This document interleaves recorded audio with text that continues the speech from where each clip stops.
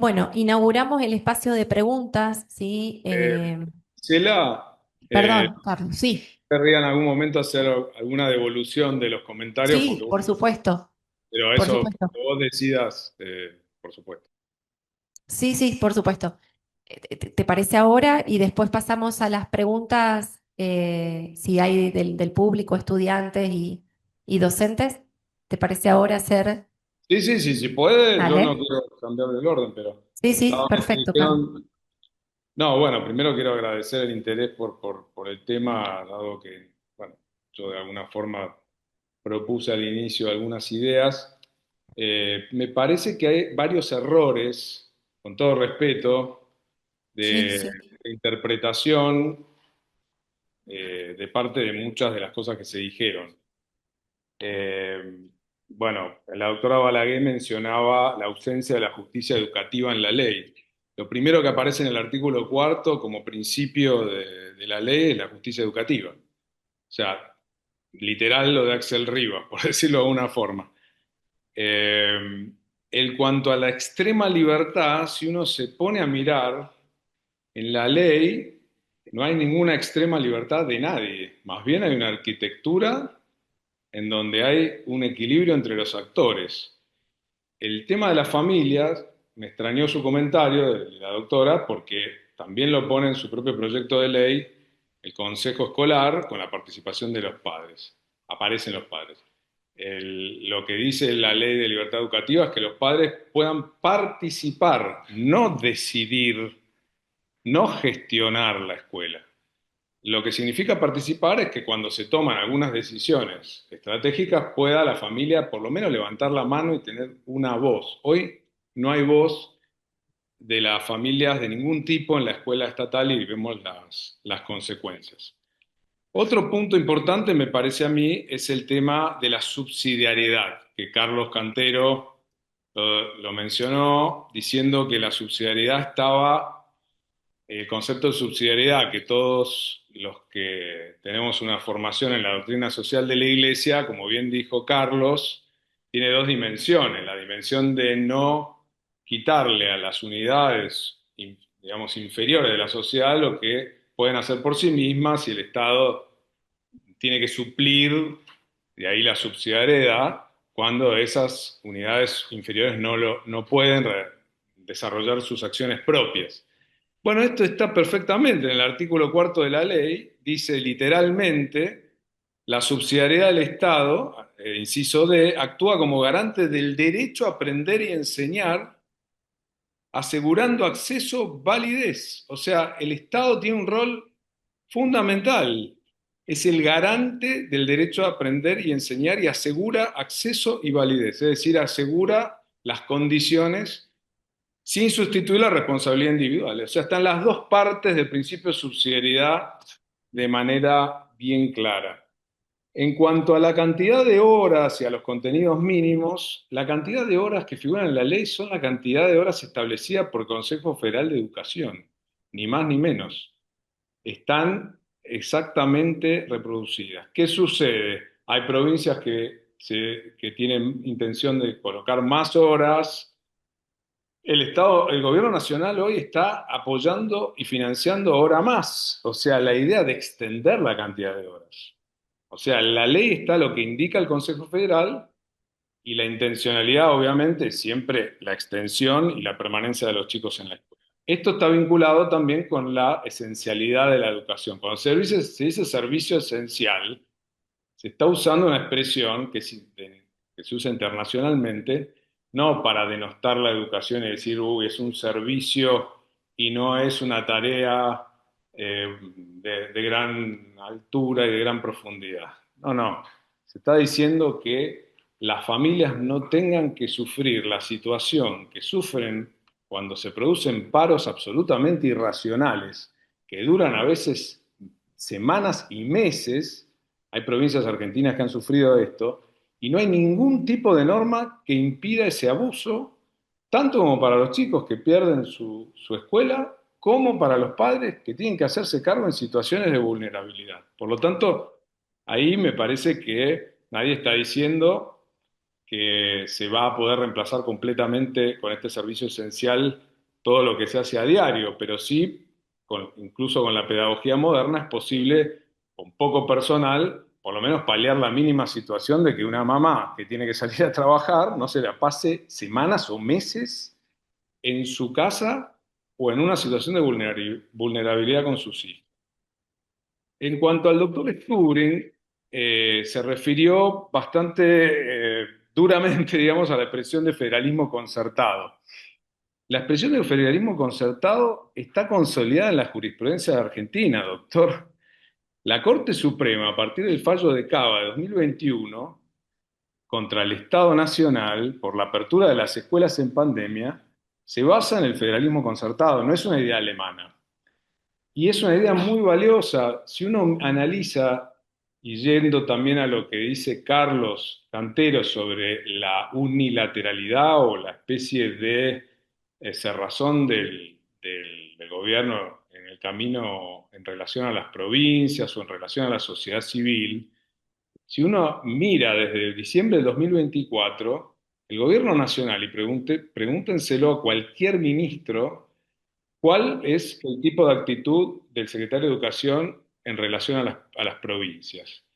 Todos los acuerdos, digamos, todas las acciones de política pública educativa nacional de diciembre de 2023 hasta ahora, que incluyen un plan nacional de alfabetización, un plan nacional de matemática, redes federales para todos los temas, todos han sido acordados por unanimidad por todas las provincias. Eso es federalismo concertado y participación. En cuanto al tema de la obligatoriedad que señalaba el doctor Sturing también, la ley reconfirma el principio de obligatoriedad. La educación es obligatoria, está en todos los artículos. Léalo, doctor. Habla de educación obligatoria claramente. No hay ninguna crítica a la obligatoriedad. En cuanto a todo lo que es, o sea que los chicos tienen que cursar, tienen que aprobar, tienen que estar en el sistema educativo. Es obligatorio y eso está clarísimo en la ley. Lo que sí sucede es que hoy en el mundo existe una nueva realidad, que es la realidad de la fragmentación y la capacidad a través de de las distintas situaciones que suceden con familias que tienen chicos discapacitados, que tienen chicos en situaciones de aprendizaje complejas, de grupos familiares y sociales con necesidades especiales, que tienen la necesidad de organizar un tipo de escuela que ni el Estado ni una escuela privada se los puede dar. Es un pequeño grupo, es un grupo que no representa ni el 2% de la matrícula. En todos los países del mundo existe hoy el homeschooling o algún tipo de educación híbrida para todas esas personas, las mamás que nos han venido a ver. Yo he participado en reuniones con miles de personas que te vienen a hablar de estas situaciones que no tienen arreglo en el sistema de educación formal y entonces aparece esta opción para una pequeña minoría. No es que la familia tiene que hacerse cargo de la educación. Se hace cargo simplemente de un pequeño grupo que está hoy en forma ilegal. Es simplemente legalizarlo. Y cuando ese grupo de homeschooling o de educación híbrida, que es pequeñísimo, está obligado a rendir un examen cada chico. Está obligado, hoy están en negro, no sabemos quiénes son esos chicos. Se los obliga a los padres a inscribirlos. Se manda un funcionario, dice la ley, de la organización del menor a asistirlos. Y para terminar, querría decir algo sobre, esto además es una disposición de la UNESCO, no es un tema libertario, es un tema de UNESCO mundial. Y querría decir algo sobre el principio, bueno, sobre la ley 1420. Esta ley va en total vínculo con la ley 1420 y con esto termino. Si uno lee los artículos, y acá, doctor Sturing, le pediría que, que repase la ley 1420, porque en el artículo cuarto dice claramente, la ley 1420, la obligación escolar puede cumplirse en las escuelas públicas, en las escuelas particulares o en el hogar de los niños, dice. puede comprobarse por medio de certificados y exámenes y exigirse su observancia por medio de amonestaciones y multas progresivas, etcétera, etcétera. Digamos, la tradición argentina muestra claramente que el protagonista tiene que ser la sociedad civil, las familias y el Estado estar presente, como está en la ley, pero en funciones que permitan que se haga sólida la comunidad de la escuela que hoy está tan debilitada. Cuando usted, doctor Sturing, decía, bueno, le agradecía la preocupación, notaba un tono de ironía, como diciendo, bueno, yo sé cuál es el valor de la escuela pública, no me vengas a decir eso.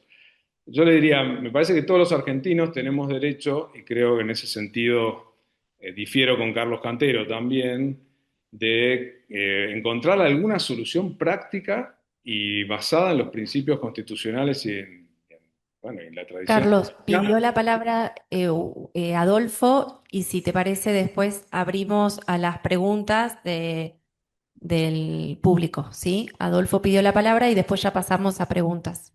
Muchas gracias. Sí, primero una aclaración sobre el fallo de la Corte. El fallo de la Corte se pone en contra de la posibilidad del Consejo Federal se resuelva por mayoría y se obligue a una provincia que no hubiera aceptado una decisión a cumplir con esa decisión. Eso implica que a partir de ahí se aprueba la autonomía de las provincias. La autonomía de las provincias es la base. Este texto, como dije antes, desdeña la autonomía de las provincias y el conjunto de atribuciones que los sistemas escolares, que como bien dijeron los otros colegas, dependen de las provincias, de sus regímenes constitucionales, de sus regímenes legales, de su forma de organización, de su historia, de su financiamiento, etcétera, no están considerados. Y después con respecto al tema de la ironía, sí, hay una ironía. Reconozco que yo fui irónico. Y fui irónico porque ustedes escuchan al grupo de quienes se refugian en el homeschooling con argumentos que no son de defensa del sistema, sino de dificultades familiares. Entonces, yo tengo una dificultad familiar, voy a hablar con el que está construyendo la ley y lo convenzo de que la ley tiene que autorizarme a no ir a la escuela. No veo que estén hablando con la misma intensidad con otros sectores del universo inmenso del sistema educacional. Pero el texto que nosotros hemos visto no tiene fundamentos. Tiene tres puntos suspensivos en los fundamentos. Si los fundamentos fueran los que el profesor nos da en esta reunión, estarían escritos. Y si son otros, deberían estar escritos. Y si fueran unos terceros, deberían estar escritos. No se puede pensar que hay una ley que empiece artículo primero. No existe una propuesta legislativa que empiece por los artículos. La ley empieza por los fundamentos, explica. Si hay un diagnóstico de problemas que una ley quiere resolver, hay que explicar qué problemas son. Si el problema es la educación pública de Barracas, eso debería estar escrito. Y mi ironía es que ¿por qué no lo escriben? Y yo creo que no lo escriben porque quien tiene que firmar el proyecto de ley no lo firmaría. Entonces, pero además, porque hay distintas finalidades sectoriales e ideológicas que se entrecruzan en la construcción de este texto de 167 artículos, que no solo hace estas cosas innovadoras, raras, extrañas, disruptivas que hemos reseñado aquí, sino que demiúrgicamente crean las escuelas. Es como si las escuelas no existieran, no tuvieran casi 200 años. Va a haber jardines, va a haber escuelas, va a haber facultades, va a haber colegios, va a haber esto, va a haber lo otro, pero si ya está, si existen, si las vivimos, si las participamos, si las protagonizamos, ¿para qué las crean? Entonces, yo digo y reafirmo que hace falta una ley que resuelva el problema de la evaluación de calidad, una ley que resuelva el problema de actualizar los contenidos básicos de la educación y una ley que resuelva cómo apoyar a las provincias en la inversión educacional de dinero. Esas son las tres grandes cosas que la Ley de Educación Nacional no ha resuelto adecuadamente y que debe ser complementada en ese sentido. Una ley sí, pero un efluvio demiúrgico de hacer todo de nuevo me parece absolutamente innecesario, un desgaste innecesario, no va a ser aceptado por el Congreso y no me parece, si cuentan con una agenda de problemas para resolver en una ley, escríbanlos.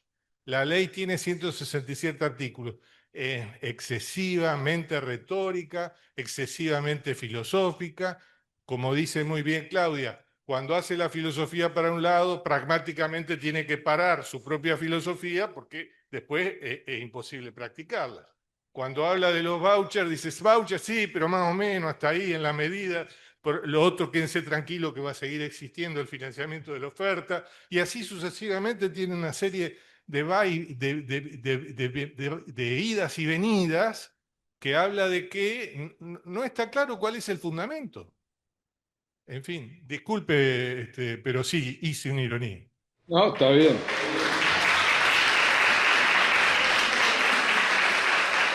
Pasamos a dos preguntas, porque estamos en tiempo, dos preguntas para hacerle a alguno de los participantes. Si en el proyecto de ley en algún momento se nombra la palabra solidaridad, que es, diríamos allí, quien va con el tema de la subsidiariedad, y si se menciona justicia social. Yo porque, bueno, evidentemente hay más de un modelo, yo tengo uno que tenía 212 artículos, y hay distintos números, ¿no? También me interesaría si se menciona en el proyecto de la ley la Iglesia Católica como la posibilidad de ser agente educativo en la creación de escuelas. Atento a la naturaleza particular de la Iglesia Católica como persona pública, su reconocimiento en la Constitución Nacional y en el Código Civil.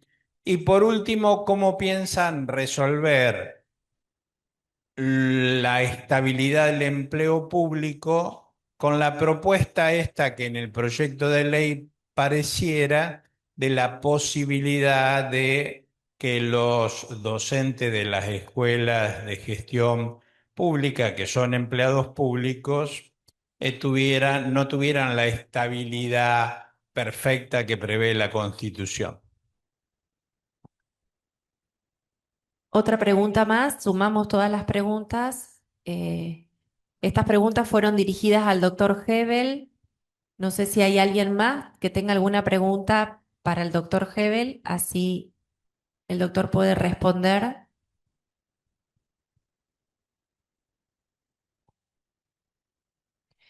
Doctor Hebel, ¿usted escuchó bien las preguntas? Quería consultar con respecto al artículo que hace referencia a la evaluación docente.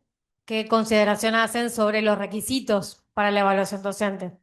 Donde se plantea el aprendizaje de los alumnos. Ya algo habían mencionado, pero quería que comenten el que les parezca, cómo consideran ese artículo, si les parece que es apropiado, qué criterios se deberían tener en cuenta. Sí, Doctor, ¿alcanzó a escuchar las preguntas? sí. Sí. Bien.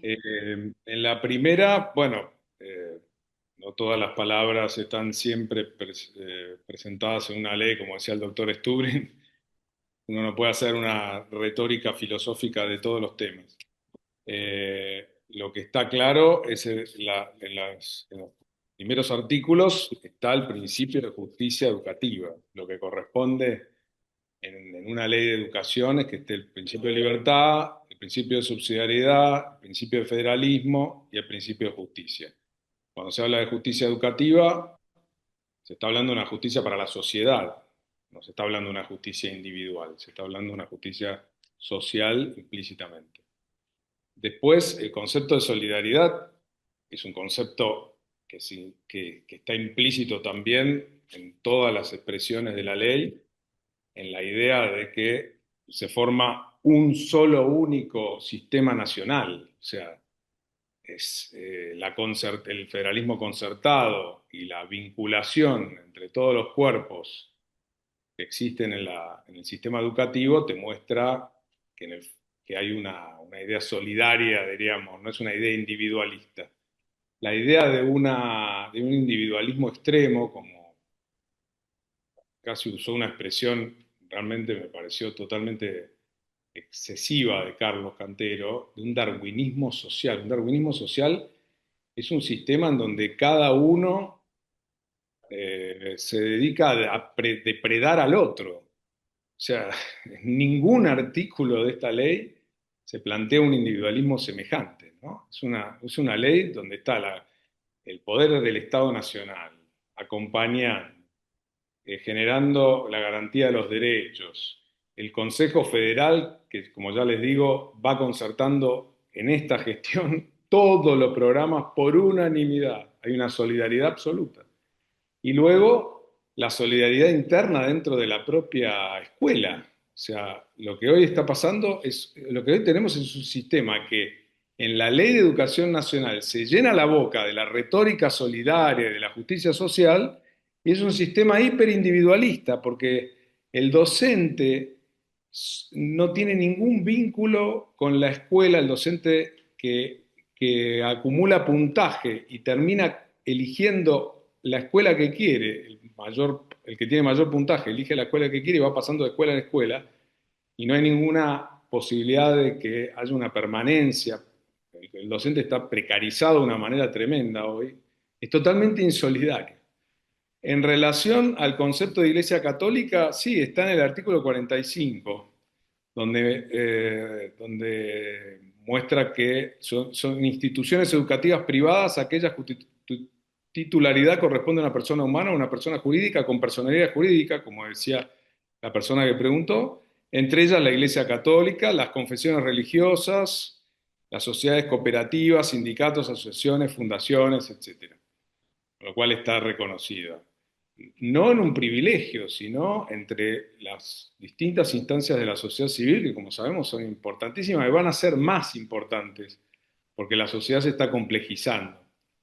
Y luego, en cuanto a la evaluación del sistema de carrera docente y de evaluación docente, la idea es un sistema de evaluación formativa, como dice toda la literatura pedagógica moderna. Así como acompañás al estudiante, no en una evaluación punitiva, sino en una evaluación formativa, vas acompañando también al docente en una evaluación formativa, en donde tiene que haber algún tipo de resultado individual. Ahí difiero con Carlos, con todo cariño, pero decir que mérito es siempre un concepto, nunca puede ser un concepto ligado a la persona, no veo que esté dentro del pensamiento social de la Iglesia.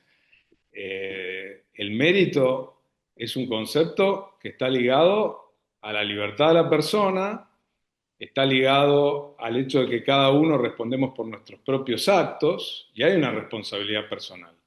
Por supuesto, acompañada, por supuesto, y en el principio de subsidiariedad, positivamente acompañada, y además en una comunidad que trabaje conjuntamente. Hoy estamos viviendo el darwinismo social, le diría a Carlos. El darwinismo social es el modo en que el sistema, a las pruebas me remito, la segmentación brutal de los últimos 20 años es producto de la Ley de Educación Nacional, que al no haber desarrollado ningún mecanismo operativo para que las escuelas funcionen de verdad y llenándose la boca con expresiones solidarias y de justicia social, pero que no tienen traducción práctica, terminó segmentando el sistema. Eso es lo que hay que entender, me parece a mí, eh, y pensar posibilidades de acción. Carlos dice, no, bueno, dejemos la Ley de Educación Nacional, que podría funcionar. Bueno, ya hace 20 años que está vigente y los resultados son tremendos, son tremendos. Bueno, ¿A quién hay que escuchar? Quiero decir una cosa más. La Ley de Educación Nacional no fue votada por unanimidad en el Congreso, no hubo tal consenso. La Unión Cívica Radical la rechazó en la Cámara de Diputados, la coalición cívica la rechazó también, el PRO la rechazó, o sea, no hubo un consenso, fue una hegemonía ideológica, el Partido Justicialista, dominado por una corriente específica, que esperemos que se esté retirando hoy y siendo minoría, pero no hubo un consenso nacional, Carlos, ahí difiero totalmente, y realmente a veces la hegemonía se disfraza de participación. Pero si vos ves en la Cámara, te lo comento, Carlos, porque tengo los resultados acá de lo que fue la votación, todos los partidos de oposición se pusieron en la Cámara de Diputados a la ley. Entonces, no podemos ser tan ingenuos de pensar que hay un consenso en esa ley. Por supuesto que tiene que haber participación. Esta ley este proyecto, y ahí le doy la venia al doctor Sturing, necesita una fundamentación. Como todavía no se presentó en el Congreso, no se presentó la fundamentación. Es un borrador que está justamente, se ha presentado a la sociedad y lo está discutiendo abiertamente toda la sociedad desde el mes de diciembre. Como dicen, Carlos, perdón que te interrumpa. Habilitamos una última pregunta y vamos ya cerrando. Una última pregunta. Con respecto a lo que se presenta, ¿no es cierto? Este proyecto, hay algo que como docente me preocupa en sobremanera, ¿no? Viendo la realidad que tenemos en este momento. El tema de la participación, entre comillas, de los padres y hasta qué límite se puede dar esa participación. ¿En función de qué? Lamentablemente, los padres han avanzado con respecto a determinadas decisiones escolares. Incluso ahora, hablando con respecto al tema de los directivos, incluso ejercen presión sobre directores e incluso también pasan por arriba de los directivos y van y golpean directamente al Ministerio de Educación y reciben, entre comillas también, el apoyo de parte de supervisores, jefes de sección y todo lo demás, pasando por arriba de esa jerarquización. Entonces, ¿cuál sería el límite que se le tendría que imponer a ese famoso consejo asesor?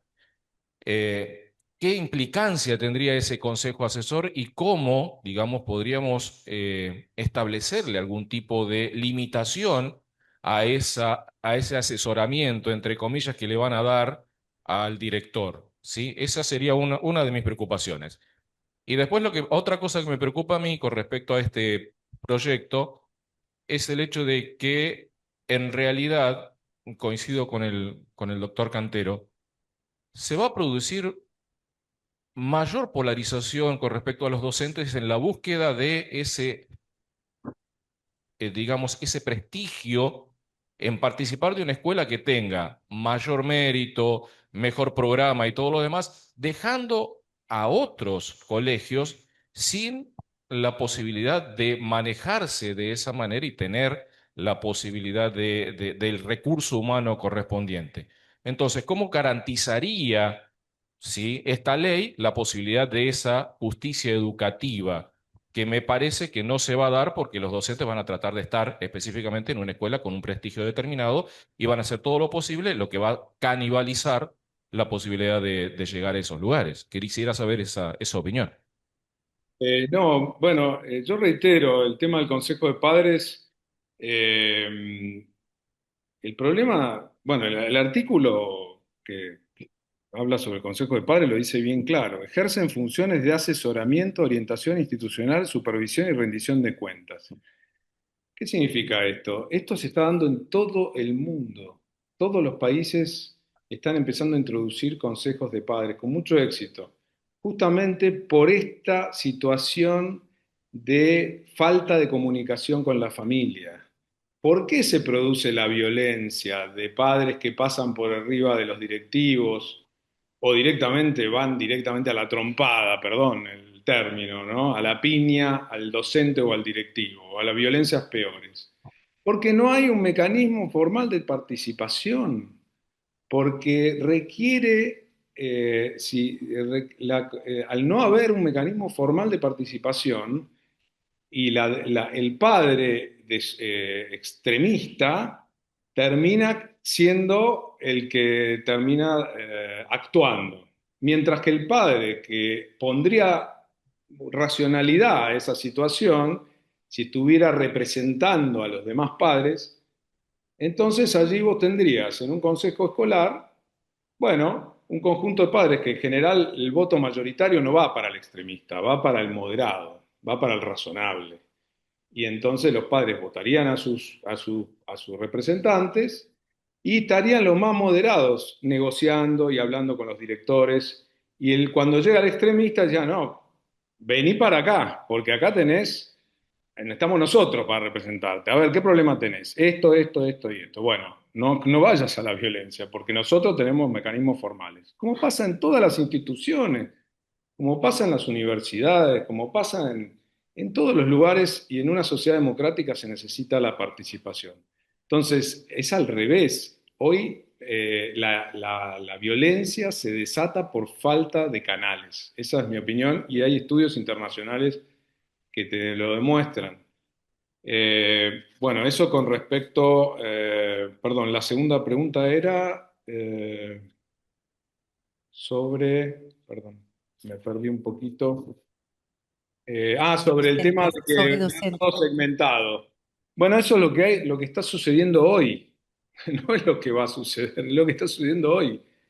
Miremos los mapas de distribución del gasto. Intraestatalmente, la Argentina es uno de los países con mayor segregación dentro de la escuela estatal. Está yendo el dinero a las escuelas con más instalaciones, etcétera, y vos tenés en otras escuelas pobres falta de recursos. ¿Cómo haces para que vayan esos recursos a las escuelas pobres? Bueno, y tratando de alguna forma, crear un atractivo para que el docente vaya a esa escuela pobre. Le tenés que pagar más, tiene que haber un plus, tenés que armar el presupuesto considerando el número de alumnos, la situación de vulnerabilidad, etcétera, etcétera. Entonces ahí tenés que hacer un gasto inteligente pensando en qué costos tiene cada escuela y qué situación particular. Esta ley lo propone, consideración de la situación real que hoy no está, el sostenimiento integral del servicio, la cantidad de alumnos, todo lo que pasa que hoy no está considerado. Hoy directamente va todo el mismo dinero para los ricos y para los pobres dentro del Estado. Y esta es la causa de la segregación. El doctor Stubrin decía, bueno, hay una indecisión en la ley porque quieren hacer esto, que es financiar por el costo que hoy nos está haciendo, y además quieren empezar a probar cosas raras, dice. Eh, Como por ejemplo pueden ser los vouchers. Bueno, las cosas raras como vouchers en muchos países han logrado disminuir la desigualdad. Yo les puedo mostrar miles de gráficos donde muestra que la distribución del gasto en Chile en educativo es absolutamente más progresiva que en Argentina. Están todos los informes internacionales. Argentina, Carlos, el sistema te estatal. interrumpo. Adolfo quiere Perdón, decir me unas últimas. apasiono y me No, apasiono. está bien.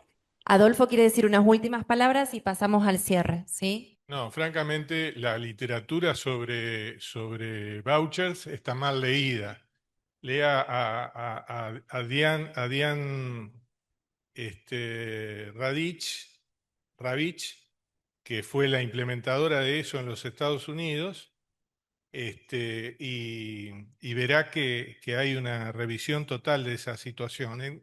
En Chile, si hay una mejor distribución del gasto, es por el plan de las 800 escuelas, no por que fue implementado por la transición democrática posterior al gobierno de Pinochet. No es por el sistema del voucher. Y que el charter y el voucher, que es la base filosófica fundamental de este proyecto, son socialmente igualadoras, no está para nada demostrado. Hay un reciente estudio sobre el caso sueco, que es el segundo caso nacional que adopta un texto de Flavio Buccino que explica claramente cómo aumentó la desigualdad social con la aplicación en Suecia del sistema Charter Voucher. Gracias. Bueno, muy bien, agradecemos, sabemos que un aplauso para todos los disertantes.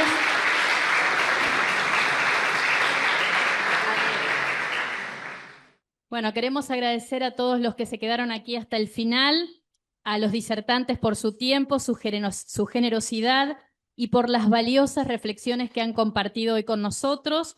Sus aportes enriquecen el debate y nos invitan a seguir pensando colectivamente los desafíos actuales de la educación. Agradecemos a todos ustedes por haberse quedado hasta el final de este encuentro y vamos a invitar a alumnos de Ciencias de la Educación que hagan entrega a los disertantes presentes de un recordatorio de este primer encuentro conversando en el living. Carlos, a vos te vamos a hacer llegar uno a Buenos Aires en la distancia. Bueno, dale.